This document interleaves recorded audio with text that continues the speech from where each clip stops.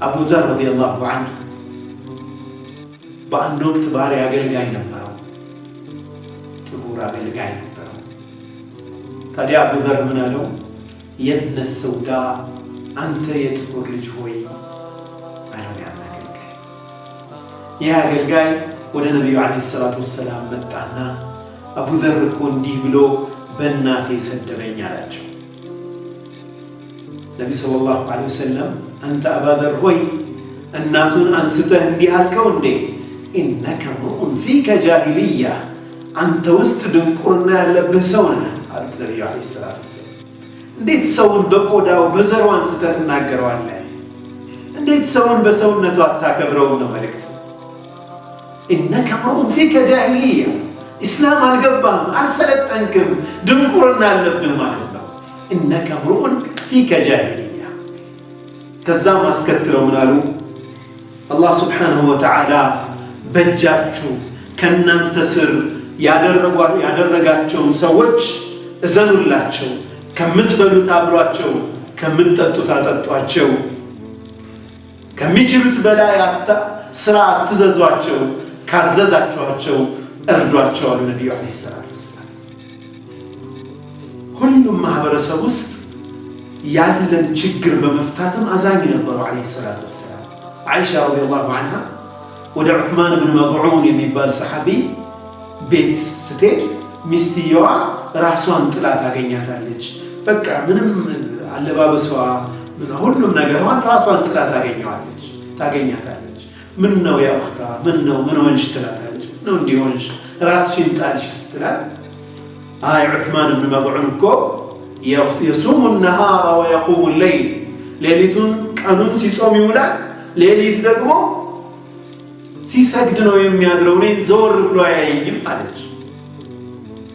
አይሻ ረዲየላሁ ዐንሃ ይህንን ወሬ ስትሰማ ለነቢ ስ ላ ስለም ሄዳ ነገረቻቸው።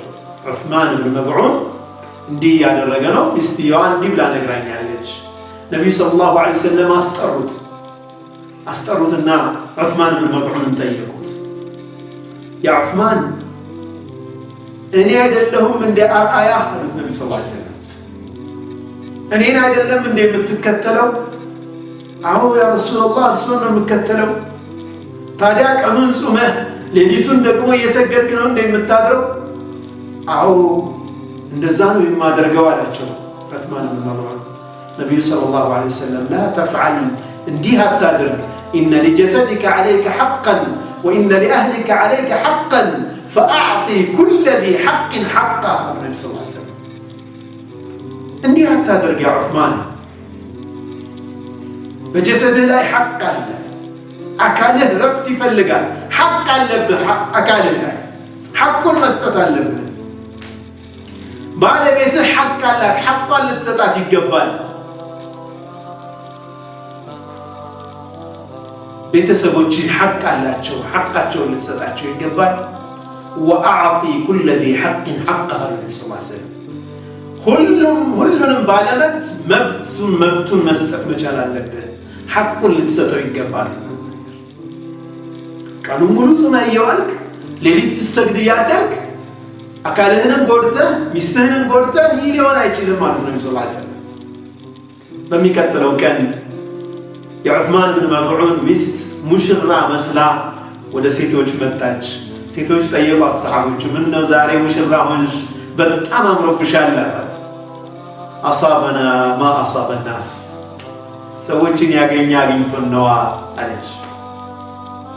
ነቢዩ ሰለላሁ ዐለይሂ ወሰለም ቤት ውስጥ እያንዳንዱ ሰው ቤት ውስጥ እንኳ ያለን ችግር ለእያንዳንዱ ሰው ችግር ምን ያክል ረሕማ እንደነበራቸው፣ ምን ያክል እዝነት እንደነበራቸው፣ እንዴት ይፈቱት እንደነበር እናያለን።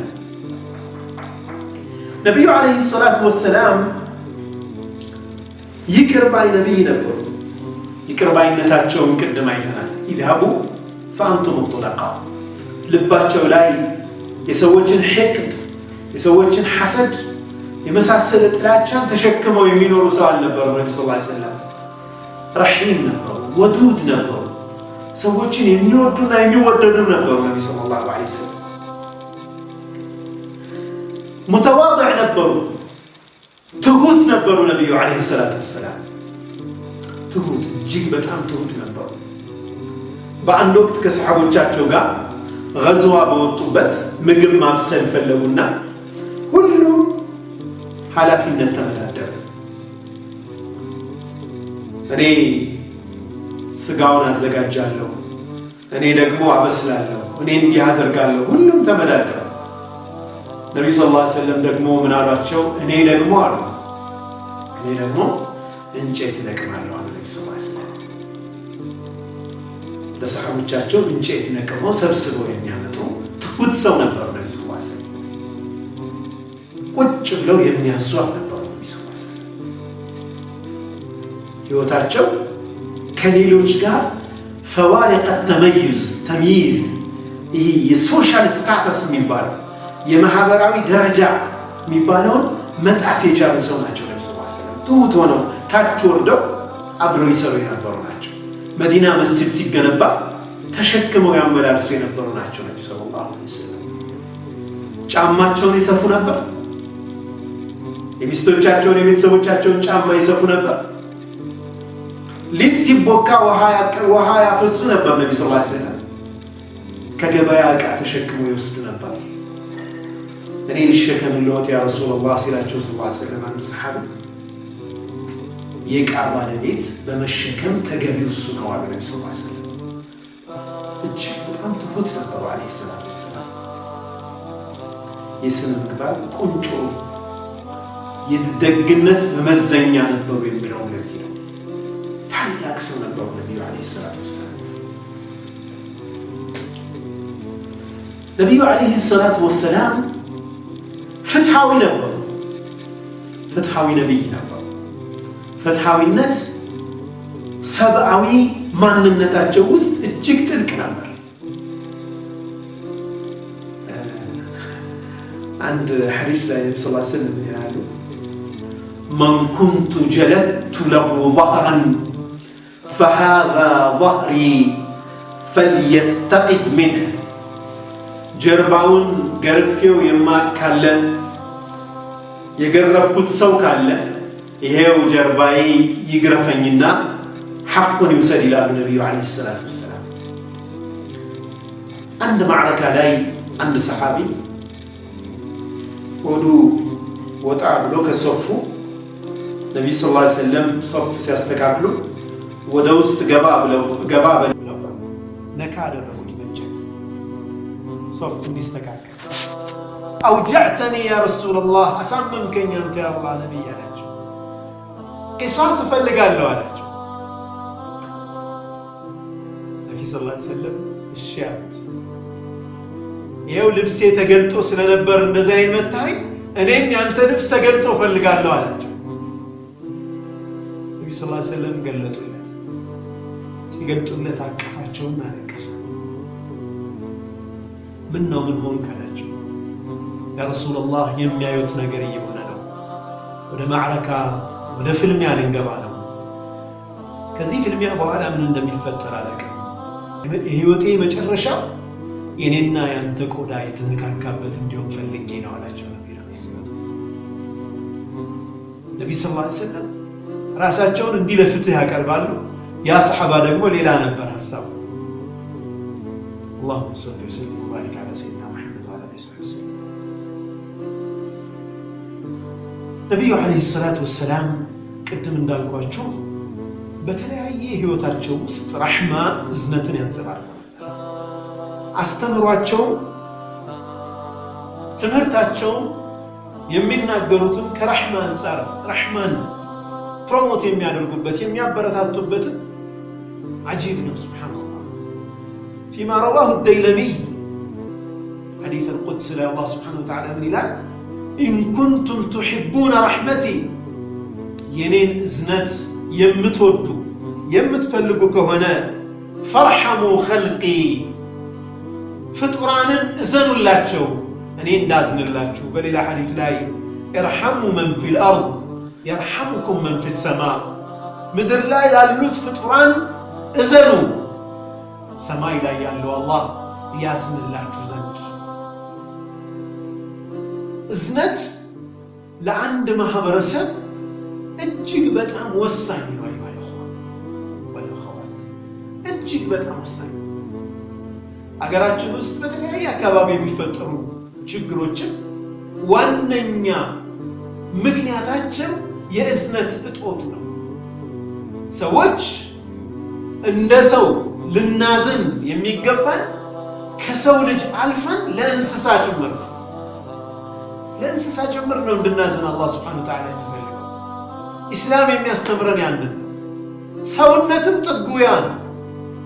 ከሰው ልጅ አልፈን ለሁሉም ፍጡራን አዛኝ መሆን ስንችል፣ ሁሉንም ፍጡራን በአላህ ፍጡርነታቸው ስንወዳቸው፣ የምንጠላባቸውን ነገር ደግሞ ከሰዎች የማንፈልገውን ነገር ልናርምላቸው አምሩ ቢልማዕሩፍ ወነህይ ዐኒል ሙንከር፣ በመልካም ነገር ማዘዝ ከክፉ ነገር መከልከል የህይወት ተልዕኳችን ሆኖ ተደርጓል። መልካምን ነገር እናበረታታለን፣ መጥፎ ነገር ዲስከሬጅ እናደርጋለን። መከሰት የለበትም ብለን ሰዎችን እንመክራለን፣ ያም መጥፎ ነገር እንዲከለከሉ እናደርጋለን። ከዛ ውጭ ግን ሰዎችን በሰውነታቸው አናሱ ዒያሉላህ የአላህ ቤተሰቦች ናቸው፣ አላህ Subhanahu Wa Ta'ala የፈጠራቸው ናቸው። ልናዝንላቸው ተገቢ ነው። ይርሐሙ መን ፊል አርድ የርሐሙኩም መን ፊስ ሰማዕ። በሰማይ ያለው ያዝንላችሁ ዘንድ በምድር ላሉት እዘኑ ይላሉ ነቢዩ ዓለይሂ ሰላቱ ወሰላም። በአንድ ወቅት ነቢዩ ዓለይሂ ሰላቱ ወሰላም አንድ ሰሓባ እየሮጠ እየሳቀ ወደ እሳቸው መጣ። የመጣው ምን ሊያበስራቸው ነው? ጂሃድ፣ ወደ ፍልሚያ ለመሄድ የአላህን ዲን ለመከላከል በሚደረገው ፍልሚያ ላይ ለመሳተፍ መጣው። ወላጆቼ እያለቀሱም ቢሆን ትቻቸው መጣው፣ ይኸው ዝግጁ ነኝ አላቸው። ነቢዩ ዓለይሂ ሰላቱ ወሰላም ምን አሉት? ኢርጅዕ ኢለይሂማ ፈአድሒክሁማ ከማ አብከይተሁማ። ተመለስ ወደ እነርሱ ሂድና እንዳስለቀስካቸው አስቃቸው አሉ ነቢ ሰለላሁ ዐለይሂ ወሰለም። እነሱ ሌላም ሰሓቢ ማን አለ የተውከው ሲሉት እናት ያለች ደካማ እናቴ፣ ኢድሃብ ኢለይሃ ወደ እሷ ተመለስ፣ ያንተ ትግልህ ፍልሚያ እሷ ጋ ነው፣ እሷን ተንከባከብ ብለውታል ነቢ ሰለላሁ ዐለይሂ ወሰለም። ካነ አርሐመ ናስ። ምናልባት የሰው ኃይል እጅግ በጣም በሚያስፈልጋቸው ጊዜ ሊሆን ይችላል። ነገር ግን የእነኛ ወላጆች እንባ ይህንን ሰው ወደ ዘመቻ ይዘውት እንዲሄዱ አላደረገም፣ አልፈቀዱም። ነቢ ሰለላሁ ዐለይሂ ወሰለም ሂድና እንዳስለቀስካቸው አስቃቸው አሉት ነቢ ሰለላሁ ዐለይሂ ወሰለም። ነቢዩ ሰለላሁ ዐለይሂ ወሰለም በዕዳ የተያዘው ሰው እንኳ በዕዳ የተያዘ ሰው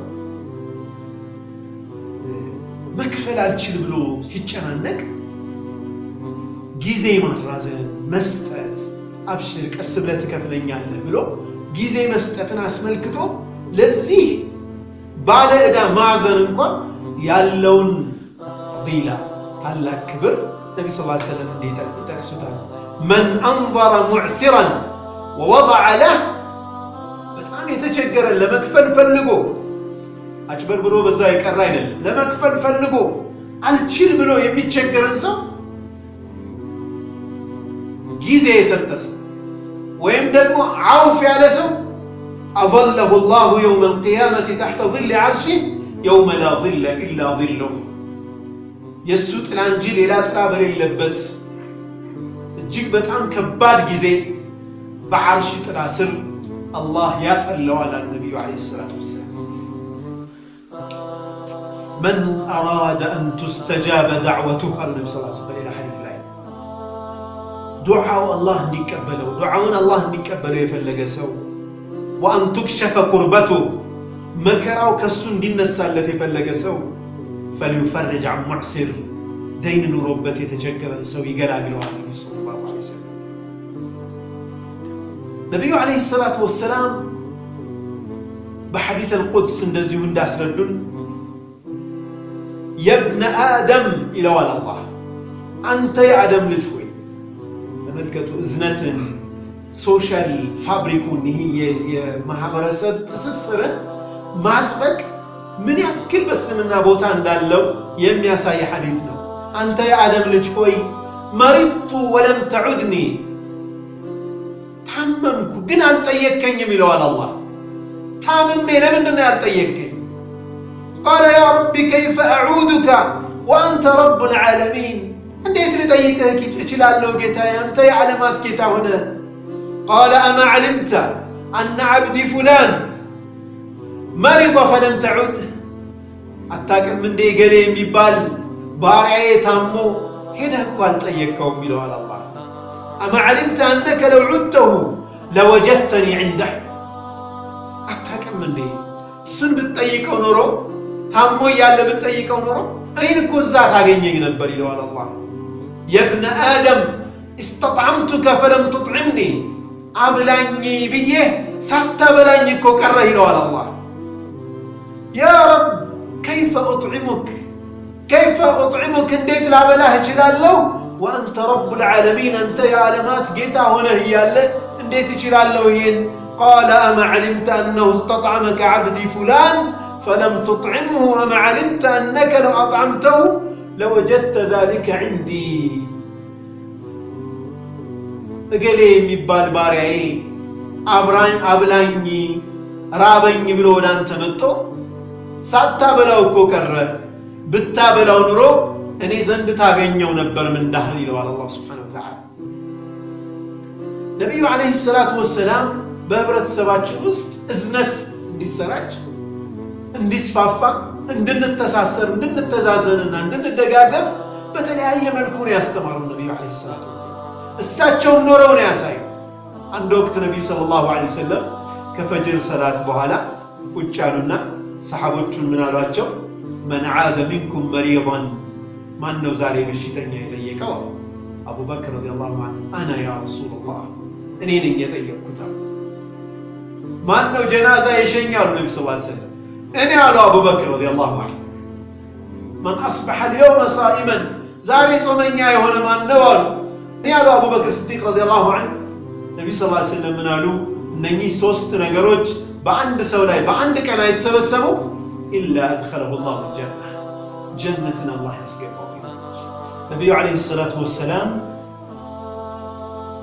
የታመመን መጠየቅን ጀናዛ መሸኘትን ከጾም ጋር አንድ ላይ አድርገው ነው ያመጡት ህብረተሰቡ ውስጥ መተዛዘን መከባበርና ትስስር መስፈን የጀነት መንገድ እንደሆነ ነብዩ ሰለላሁ ዐለይሂ ወሰለም ከአቡበክር ጋር በተገናኘ ያየነው ታሪክ ያስተምረናል ነብዩ ሰለላሁ ዐለይሂ ወሰለም ያንን ነበር ያስተማሩ ያለው ማለት ነው